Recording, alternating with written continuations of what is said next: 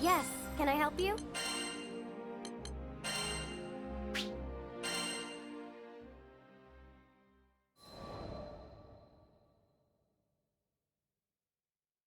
I once gave up being a skyfarer. Also, I could take up arms to protect my home island, Auguste. Man, she was special. You see, there aren't too many places in Fana Grande with oceans, much less ones as gorgeous and pristine as Auguste's. And I'd be damned if I stood by as the Erste Empire sullied its waters with the byproducts of their weapons research.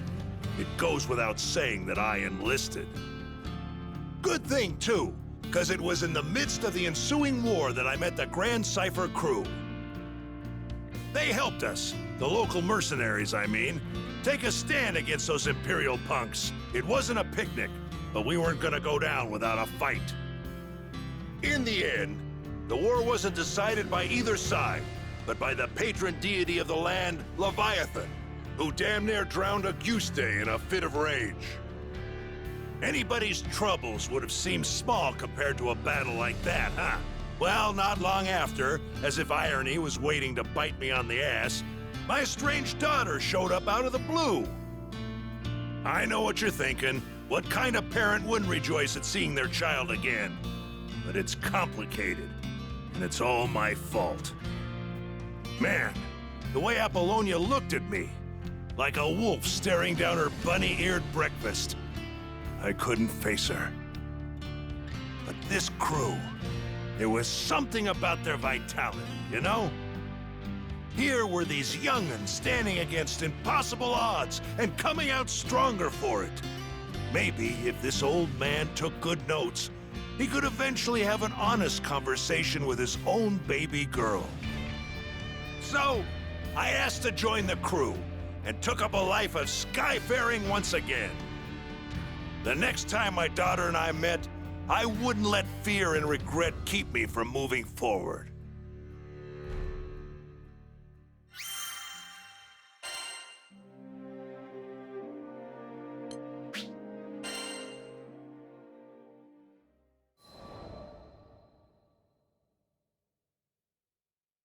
How'd me and my daughter end up estranged?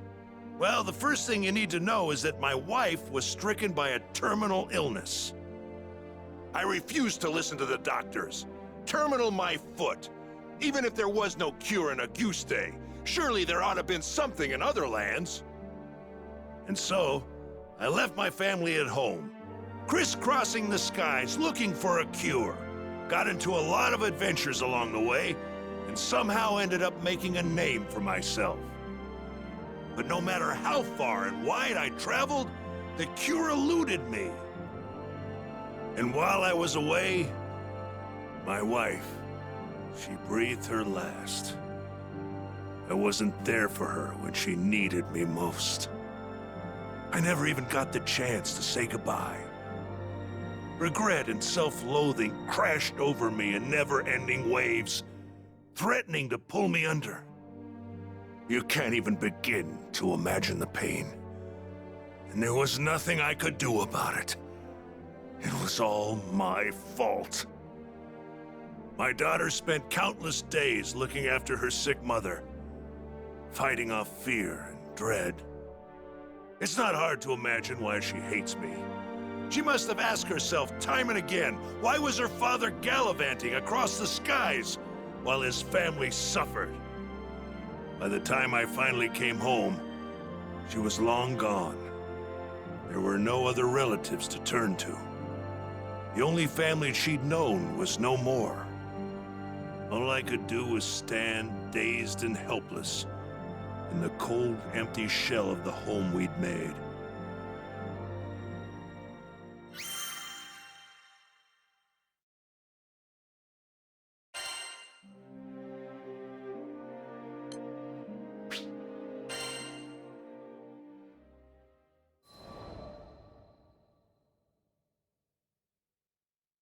After that, 15 years passed. I met the captain, and through my travels with the crew, reunited with my daughter.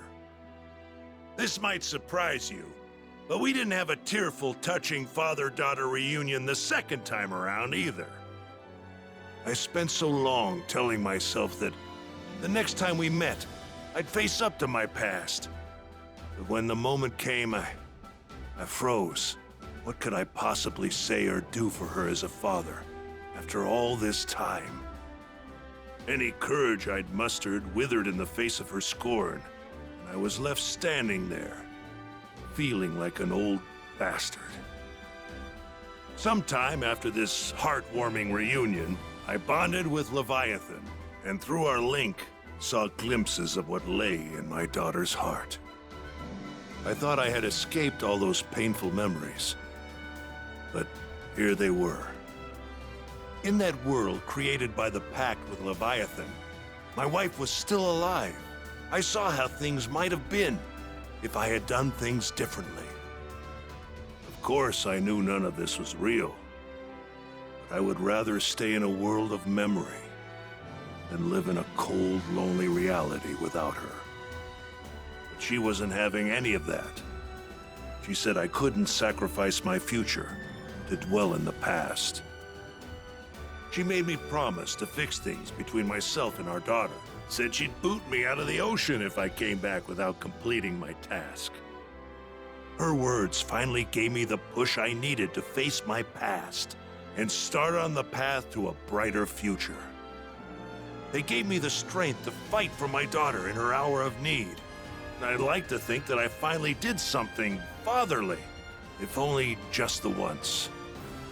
Of course, I don't expect our relationship to be mended with one conversation or act of bravery. But little by little, I think we're getting there.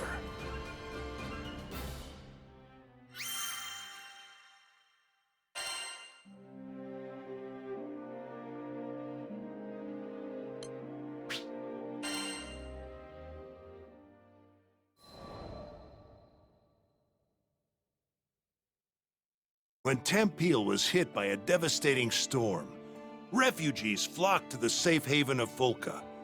We heard the news and docked on the island, which was buzzing with activity. It was clear. All hands were needed on deck as reconstruction efforts got underway. So we walked through the city, looking out for opportunities to help. That's when we saw a distressed young draft. We didn't know the details, but it was plain as day that something wasn't right. He was stumbling around, eyes unfocused, and staring into space. I couldn't shake the feeling that we shouldn't leave him on his own, so we ended up trailing him. We came to the edge of a cliff. Though the morning sun shone on our faces, a frigid wind blew down our backs. The draft just stood at the edge, staring at something only he could see. Hey, careful there! With the wind whipping around like this, you might lose your footing! The draft whirled around, taken off guard. After a while, he looked away, shrugging. Thanks for your concern. You look like you've got something on your mind. If you want a friendly ear, you've got him here.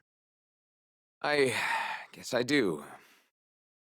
He smiled, though the expression didn't reach his eyes. The draft introduced himself as Karzeda. Back in Tempeal, he was a jeweler's apprentice. My childhood friend was caught up in that storm. I was in love with her. Could never get up the courage to tell her. And now it's too late. Karzeda bit down on his lip, as if he was trying to hold back his despair. He went on, telling us that he'd hit a slump in his apprenticeship. Nothing he did could gain his master's approval. His frustration boiled over, and he got into a rip-roaring fight with his friend. Hurt, she fled from the workshop. He didn't go after her. I wish I had, because that's the day the storm came. Karzeda's face twisted in agony. He made a mistake, and it ended up costing him someone dear. I could understand all too well.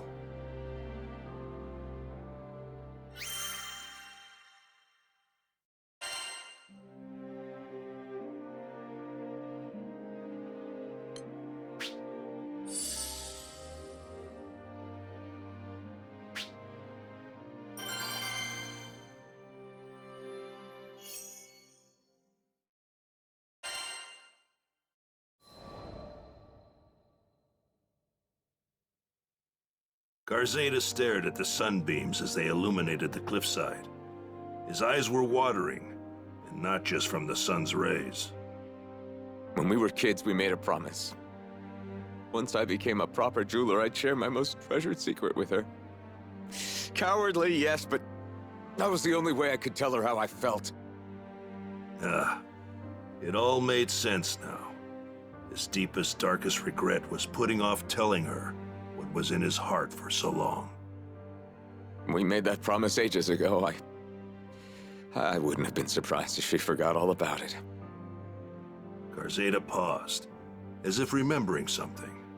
He lifted his gaze to the sky, then continued. Oh, right. I have to go back to the mines in Tempeal. There are keepsakes of hers there. I don't think she can move on without them. I could tell how important this was to him. But when the people fled Tempeal, a horde of monsters moved right on in. Actually, forget the fiends. Garzeda wasn't in shape to go anywhere right now. What do these keepsakes look like? I can head to the mines and track them down for you. Considering his condition, I wasn't about to give him room to argue. Besides, I know all about not being able to share the important stuff with a loved one while there's still time. There's so much I didn't get to tell my family. Even now, thinking of our old house makes my heart ache something fierce. That day, there was no one to greet me when I opened the door. Seeing the cold remains of my home tore open a void in my heart. But you know what? I managed to keep going because my friends were there for me. This time it was my turn to support someone who needed it.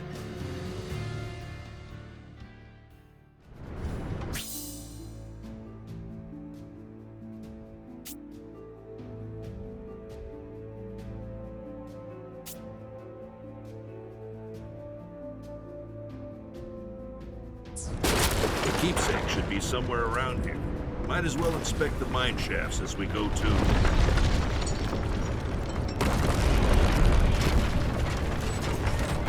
Whoa! The place is crawling with goblins! Can't just let them run amok. Time to get to work.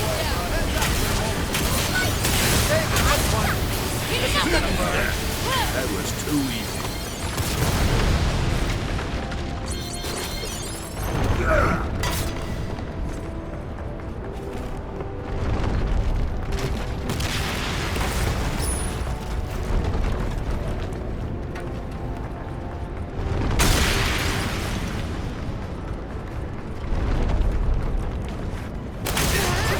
Like they own the place. Sorry, but you're gonna have to move.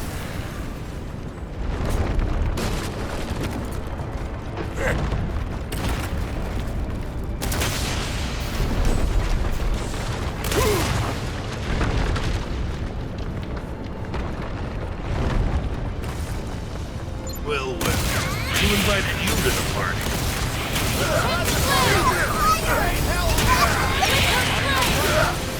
Here's a little payback.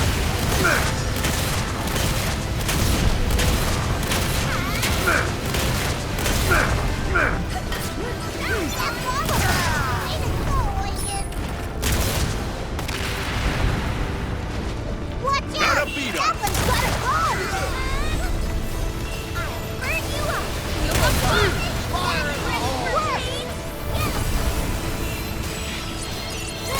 Enough of you! Pin them down! Garzeda's counting on us to find those keepsakes.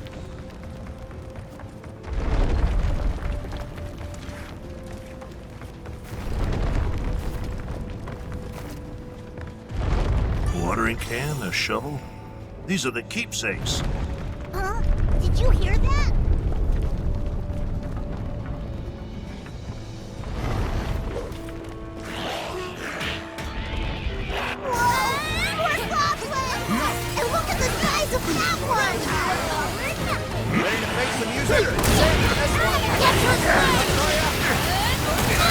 You reap what you sow.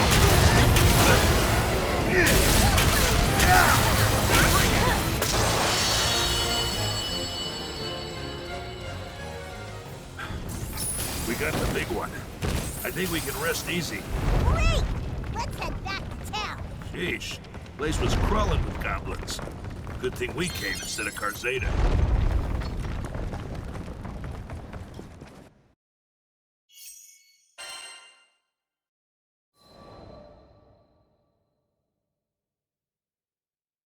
Karzeda said his friend loved flowers. Tempeal's soil was harsh and didn't lend itself to flora, but her dream was to grow a variety of flowers and let them bloom all over the land. Knowing how much her dream meant to her, Karzeda wanted to bring her gardening tools back and place them in front of her grave. His hands were trembling when I passed them over. Thank you. Thank you so much. He was so choked with emotion that each word sounded pained, like thorns sticking in his throat. I kept my eyes on him. It felt like if I looked away for even a second, he'd fade into the great blue beyond. He was still grappling with his hurt. You wanted to say goodbye to her properly, right? Come on, I'll go with you. I slapped him on the shoulder, silently willing him to pull himself together. I appreciate that. Thank you. Karzeda hugged the tools tightly against his chest, his teeth biting down hard on his lip. It broke my heart, seeing someone so young deal with such overwhelming tragedy. The least I could do was help him see this through.